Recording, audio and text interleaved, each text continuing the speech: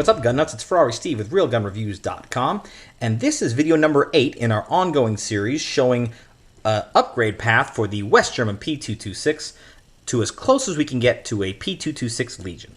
So let's do a quick safety check on both of these, visually and manually inspect, and verify that both guns are clear, and they are. So we've done a lot of upgrades already: the sights, the grips, some internal springs.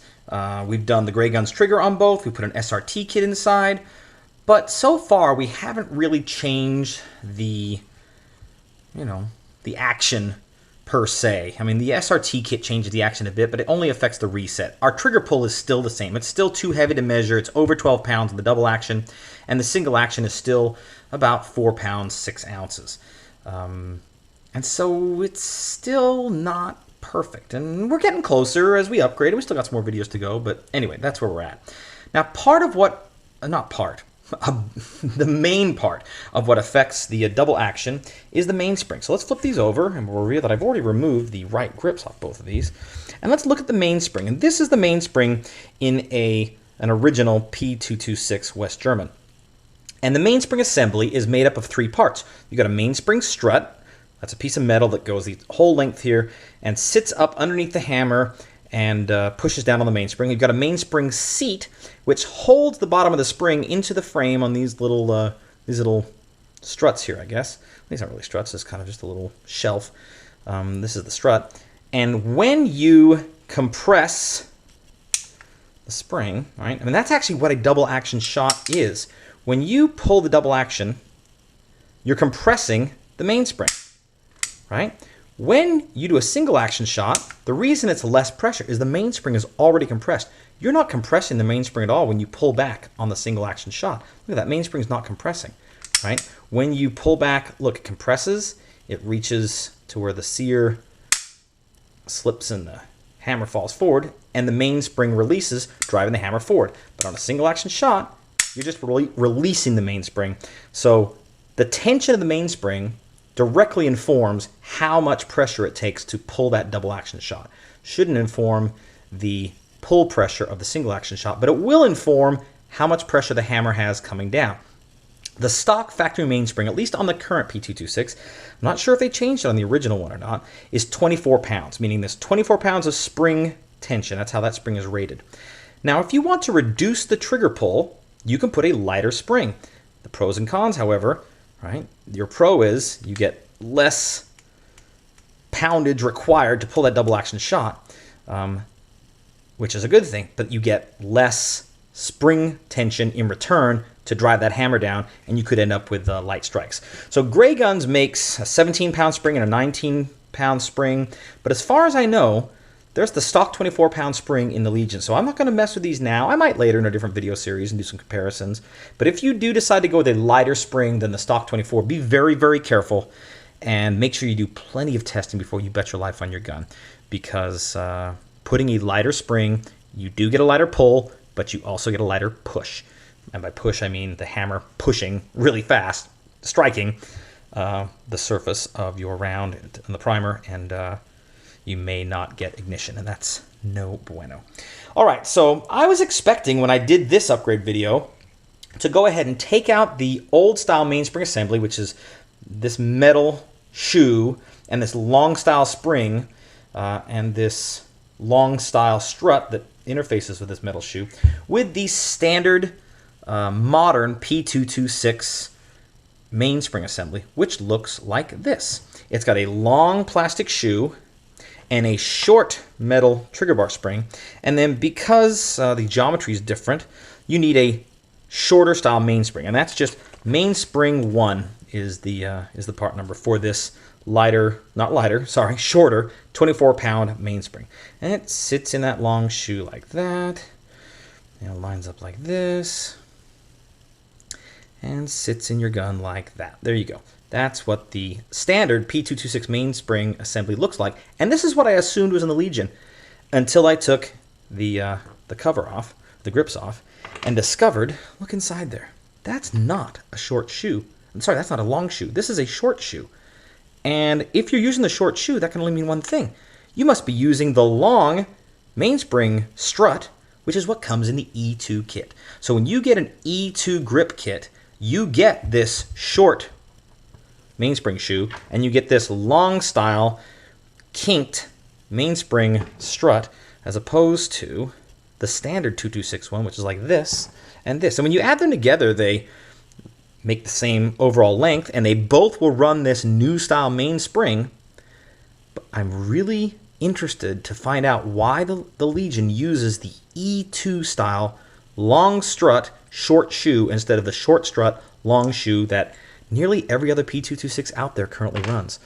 I was really surprised today as I was prepping for this video, taking things apart, when I found that out. So the goal is to take this to Legion specs. So we're going to put the E2 style mainspring strut and short mainspring shoe in there with the standard 24-pound mainspring.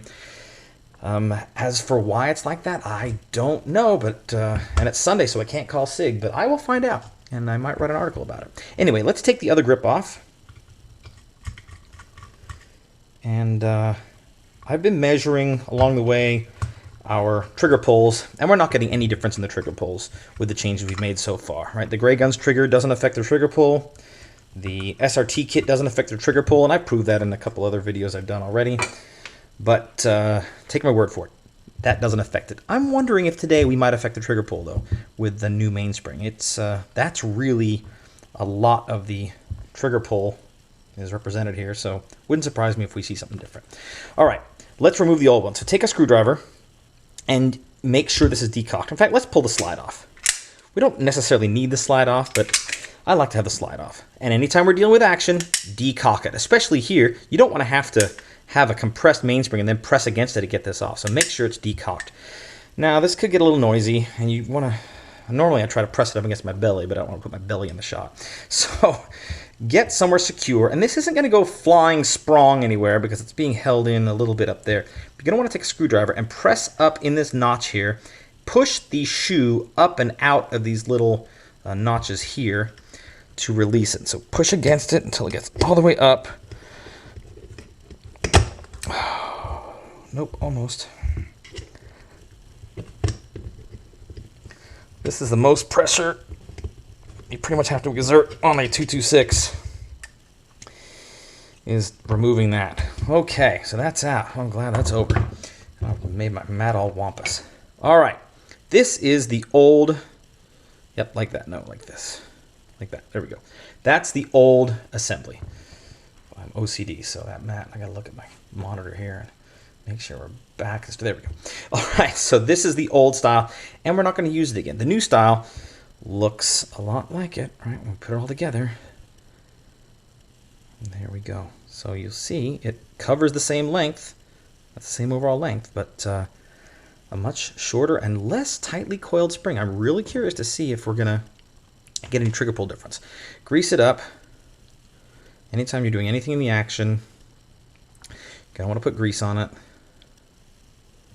There we go. And I don't care what grease you use. I like the Tetragun grease, but if you like the Lucas Extreme grease, that's great stuff. You like Milcom, that's great stuff. You like to spit on it, that's great stuff. I don't care what you use, just use something. Any product is better than none. All right, now let's line this up. And I've got an E2 grip install video because part of this is the E2. When you're doing the E2 grip install, you've got to replace this, right? And you're going to want to find the spot. There's a lower spot that feels like it's in, but it's not really. You're going to want to find the spot where it's kind of as far up and back as you can go. And when you push it, you'll see it move the hammer. See that? So that's the right spot. Make sure your hands are clean, especially if you've just been putting lube on. I'm going to reach over here and dry my finger off because for the next part, you're not going to want it sliding around.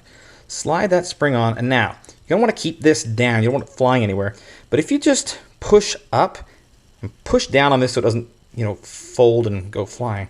So keep some downward pressure with this thumb and push up with this thumb here, and it should just slide up. If you look at it from the side, you can see what's going to happen. It's going to slide up this ramp and drop right down into place. Well, that's the plan, right? Just slide right up and drop right into place. Come on. Yep. Like that. Look at that. And boy, I mean, this is 1980s, and the new part just fits right in there real nice. And now, yep, it should cock and decock normally. Right there, you should be able to test that. Cock and decock normally. Now, I'm really interested. I can't tell. Oh, you know what? That feels a little lighter. Maybe the data's going to prove me wrong, and I haven't tried this before, so I could end up looking like an idiot, but let's find out. Let's put the slide back on. Let's throw the grips. No, we don't need the grips back on. We can test it without the grips. Let's see if we reduced our double action pull to where this can finally read it, because we haven't been able to read it.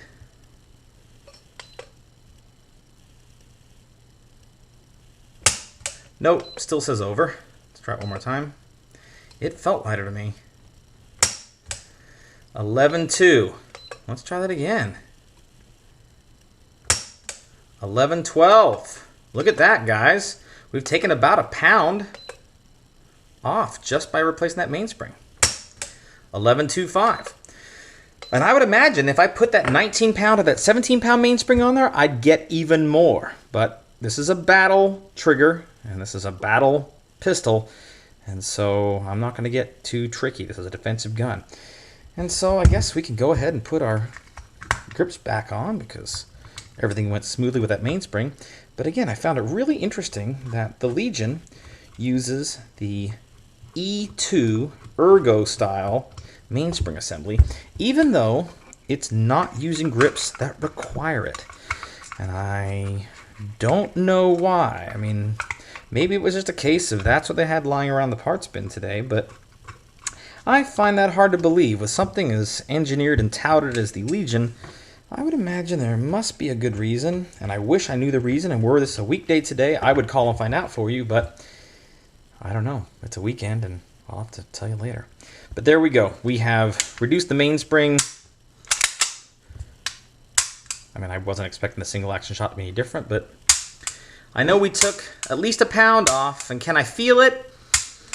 Yeah, I think I can. I've been shooting this gun a lot lately, and it feels different already with the grips. Before I launched this upgrade series, I shot this gun for about 2 weeks. It's the only gun I shot. And yeah, that's lighter. That mainspring replacement does make a difference. As to whether it makes a difference versus the original one, well, maybe I'll tinker around with that off camera, and I'll let you know in an article on RealGunReviews.com.